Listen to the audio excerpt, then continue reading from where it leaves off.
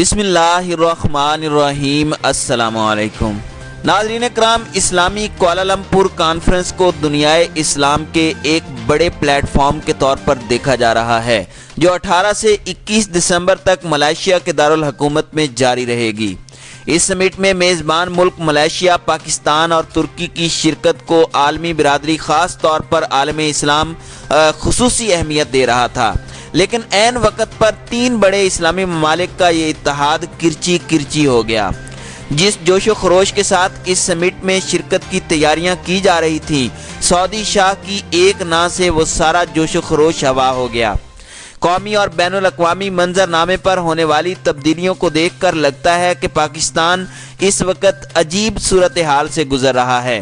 ایسی صورتحال جس کا حل شاید خود اس کے پاس نہیں ہے۔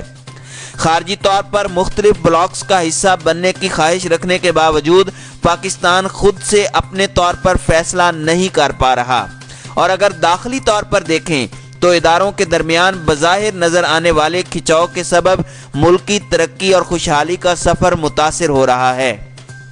ناظرین کرام، کوالالمپور کانفرنس کا انعقاد پچھلے کئی سالوں سے ہو رہا ہے، جس میں ترکی، ایران، پاکستان اور دیگر اسلامی ممالک کے وزرائے خارجہ اور سربراہان مملکت شرکت کرتے ہیں، مگر شاید اس بار اس کانفرنس میں کچھ خاص ہونے والا تھا۔ یہی وجہ ہے کہ اس میں نہ صرف سعودی عرب نے خود شرکت سے واضح طور پر انکار کر دیا، بلکہ جن ممالک پر اس کا اثر چلتا تھا ان کو بھی روک دیا۔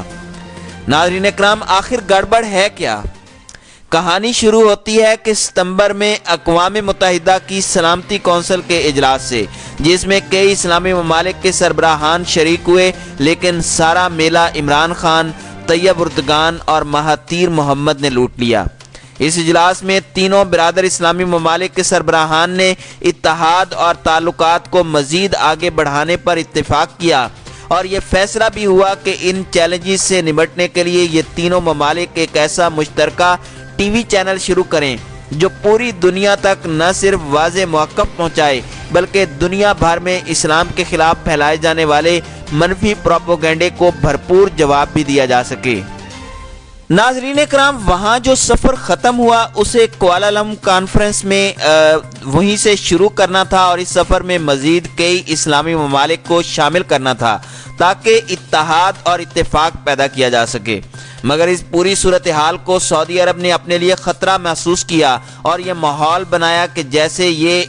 سمٹ اسلامی تعاون تنظیم OIC کو غیر فعال کرنے یا اس کی جگہ لینے کے لیے بلوائی گئی ہے۔ سعودی عرب کو ایسا لگا جیسے اس کانفرنس کی صورت اسلامی دنیا کا نیا بلاک بن رہا ہے جو OIC کی جگہ لے لے گا، اور اس طرح اسلامی ممالک کی قیادت کا تاج سعودی عرب کے سر سے اتر کر اس نئے بلاک کے ممالک کو حاصل ہو جائے گا۔ بلکہ گزشتہ روز OIC کے سیکرٹری نے یہ بیان بھی دے دیا کہ OIC کے پلیٹ فارم سے باہر کسی بھی قسم کا اجلاس بلانا اسلام اور مسلمانوں کو کمزور کرنے کے مترادف ہے۔ ناظرین اکرام، سوال یہ پیدا ہوتا ہے کہ پاکستان نے سعودی عرب کی بات کیوں مانی؟ ناظرین اکرام، حال ہی میں سعودی عرب اور متحدہ عرب امارات کی مالی امداد نے پاکستانی وزیر اعظم کو مجبور کر دیا کہ وہ جدہ جا کر واضح کریں کہ یہ ساری صورتحال کیا ہے، یا تو شاہ کو قائل کر لیں یا پھر اپنا ارادہ بدل لیں، اور وہی ہوا جس کا ڈر تھا۔ عمران خان نے اپنا موقف کامیابی سے سمجھانے کی بجائے سعودی عرب کی بات منوان مان لی۔ حالانکہ کوالالمپور میں سجنے والی محفل اصل میں عمران خان کے لیے ہی سجائی گئی تھی اور وہی اس کا دلہا تھے، مگر دلہا میاں نے ہی محفل میں شرکت سے انکار کر دیا۔ ناظرین اکرام، اس بات کو ہمیں سمجھنا ہوگا کہ اگرچہ سعودی عرب اور امارات نے پاکستان کی مشکل وقت میں مالی مدد کی، لیکن تاریخ گواہ ہے کہ کشمیر ایشو پر جب پاکستان خود کو تنہا محسوس کر رہا تھا تو وہاں ترکی اور ملائیشیا نے پاکستان کا ببانگِ دہل ساتھ دیا، جبکہ سعودی عرب اور امارات نے تو اپنی آنکھیں ہی بند کر لی تھیں۔ امارات نے تو ایک قدم آگے بڑھ کر عین انہی دنوں جس وقت بھارت کشمیریوں پر ظلم و ستم کے پہاڑ توڑ رہا تھا، کرفیو کے نام پر ان کی زندگی اجیرن کر رہا تھا، اس وقت نریندر مودی کو سب سے بڑا سول اعزاز دیا تھا۔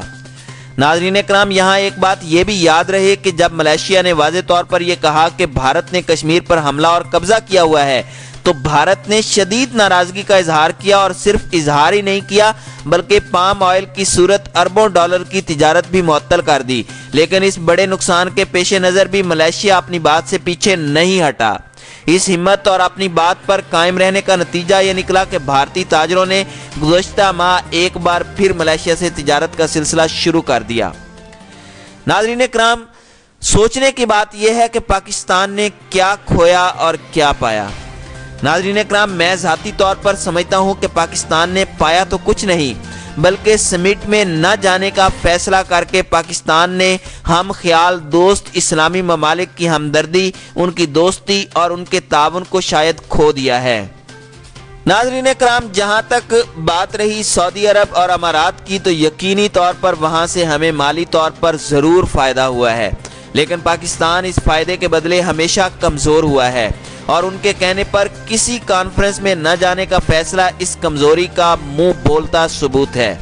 میں یہاں یہ کہہ سکتا ہوں کہ پاکستان سے ایسے سفارتی یو ٹرن کی امید قطعی طور پر نہیں تھی۔